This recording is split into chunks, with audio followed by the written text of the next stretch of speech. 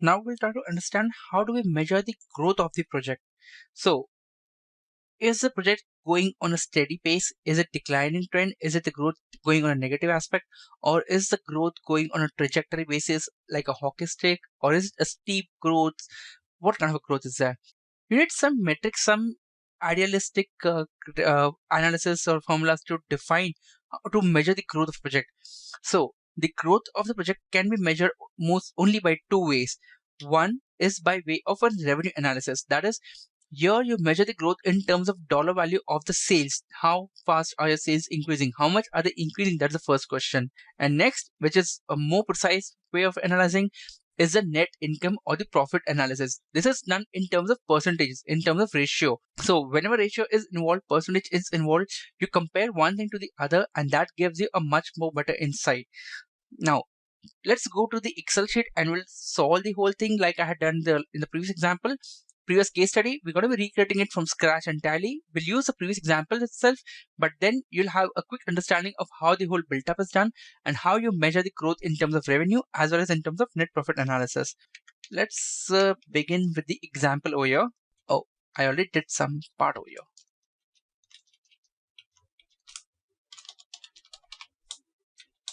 First, we'll see at the revenue analysis. So we'll measure this project growth analysis by way of revenue analysis. Okay, so over here you have a revenue of $280,000 for quarter 1, quarter 2, quarter 3. Just bear with me for a second. We'll be done with our computations in no time quickly.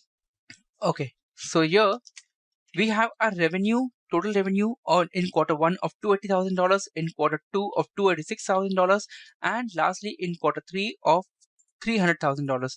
So how do you measure the growth over here? Or you can say the increase in revenue. What is the percentage of increase in revenue on a quarter by quarter basis? So you take the first quarter as your standard quarter over here, as your base quarter over here, and then you compare that with the growth in the other quarters over here. So for first quarter, you won't have any percentage because that's the standard or the base, the starting point of the comparison. Next quarter, you have a revenue of $286,000 compared to revenue of $280,000 in the beginning, in the first quarter. So the formula which you're going to use is we're going to take the difference over here, that is 6,000, divided that by the original in terms of percentage, and that gives you a 2% increase in the revenue. We apply the same formula over here. Compared from $286,000 to $300,000, that gives you a 5% increase in the revenue. So you can say that the project has grown to 2% in the second quarter, and from 2% it took a jump to 5% growth in third quarter based on the revenue part. That's how your revenues increased every quarter on quarter. By revenue, we mean the sales over here. Don't confuse this with the net income or the profitability of the project. That's an entire different ball game. We're going to be looking at it in a couple of minutes from now, but this is important just to determine how are the sales growing for the project. Now, the net income analysis is a much more realistic analysis. Why? Because in the net income analysis, the primary reason is that it also takes into account the cost which you incur to derive this growth in the revenue. Okay, sometimes it happens that the cost of the acquisition is far more than the revenue which is derived from the new customer, and hence although your sales will show an increasing trend, your cost is increasing at a higher rate than your sales, resulting in an overall loss in the project on a other side, not the profitability. That's why it's said that the profitability analysis or the net income analysis is a much more preferred method to determine the growth of the project. Also, the management is mostly interested in determining what is the project profitability, not just the increase in the revenue.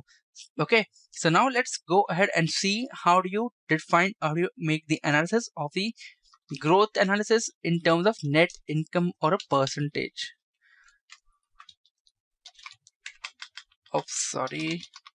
Net income by percentages over here. Before we go ahead, I just want to give you a small heads up. In the net income analysis, there are two methods to determine how a growth is happening. Either you have a increasing revenue as we have in the growth analysis over here in terms of revenue, and then you compare that with the net income or the profit percentages where it's constant on a quarter on quarter basis. And the other part is where your profit percentage is a constant, is increasing, and your revenue is a constant factor. So both of them sound tricky as of now, but just bear with me for a couple of minutes and I'll try to get it resolved completely for you guys. Okay, so the company expected to have a 10% profitability on the project. Okay, and that profit percentage is going to be constant. So now your net income will be total revenue multiplied by the profit percentage, that is $28,000. And the same goes for quarter 2 and quarter 3. So that's how the net income goes to $28,000, increases to $28,600, increases to $30,000. That is one aspect of the growth analysis when you use a net income or percentage method, where you keep the profit percentage a constant factor. You have determined that you are going to be getting a profit of 10% throughout the project life, and that's why every quarter on quarter it's going to be constant. But because of the expertise which you gain in the operational efficiency, the cost of manufacturing efficiencies, and so on, your revenues also starts to increase, and that's how all these factors combining increases your net income by the same amount, by the proportionally the same amount, the increase in your revenue. Now, this is one aspect of the net income analysis where you have a fixed percentage of profit. Fixed percentage of profit. Now we're going to looking at the another aspect where your revenue is a fixed percentage. Revenue is a fixed dollar value. Fixed revenue. Okay. So before we go ahead to the fixed revenue part, let me give you a small heads up when it happens. Most of the contracts which a company enters, which organization enters, they are of at least a year or 2 years in terms of timeline, and they have a defined contract value at the beginning of the contract itself. So what happens in that case is that the company allocates a quarter on quarter a fixed amount of revenue which is going to come recurring to the company. Like say the government makes some of the private companies take up a government project and builds a road for them, for which the government is going to pay them a royalty of a particular tenure. Okay, royalty, license fees, such thing like that. Now that fees amount is fixed for the entity. How the entity can earn profit is by achieving operational efficiencies and increasing its profit percentage on a quarter on quarter, or periodically increasing the profit percentage so year. So here the revenue remains the same because that's a fixed amount determined in the contract itself. However, the entity expects to increase the profit percentage on a quarter on quarter basis. So let's say in the first quarter increases it's 10%, in the next quarter they expect an increase of 1%, and in the third quarter they expect an increase of 13%. So here you have the net income increasing $28,000 in the first quarter, increases to $30,800 in the second quarter, increases to $30,400 in the third quarter. This increase was achieved not by increasing revenue, but by only achieving one thing, that is a great operational efficiencies reduction in the cost of manufacturing, cost of the direct cost of the project materials, and so on. And that is what is termed as an increasing profit percentage over here, where your revenue is constant, but your net income rises only because you're achieving operation efficiencies. So these are the two methods of analyzing the growth of a project.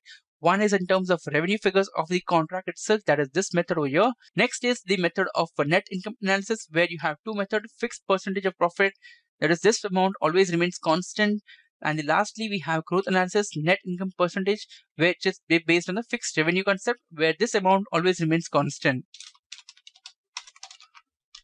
Always remains constant. And the same thing happens over here for revenue part, always remains constant.